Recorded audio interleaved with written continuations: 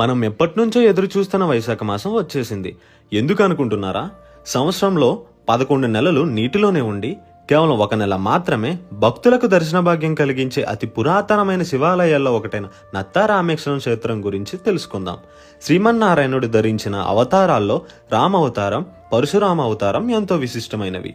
ఈ 2 అవతారాల్లో శ్రీ మహావిష్ణువు ఒకే ప్రదేశంలో 2 శివలింగాలను ప్రతిష్ఠించడం ఒక విశేషం.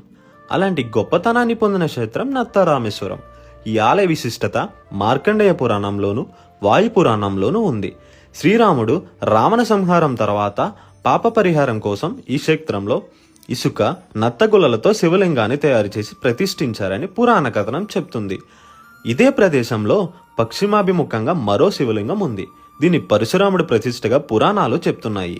ఈ లింగం 11 నెలలు నీటిలోనే ఉండి కేవలం వైశాఖ మాసంలో మాత్రమే భక్తులకు దర్శనం చేసుకునే వీలుంటుంది.